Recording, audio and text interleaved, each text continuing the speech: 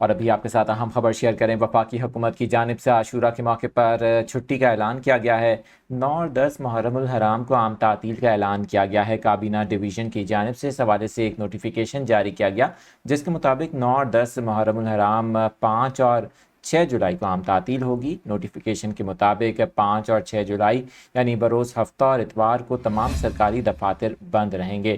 آپ کو بتائیں کہ اس سے قبل وفاقی حکومت نے محرم الحرام کے موقع پر فل پروف سیکیورٹی کو یقینی بنانے کے لیے ملک بھر میں پاک فوج اور سول آرمڈ فورسز کی تعیناتی کا بھی فیصلہ کیا تھا۔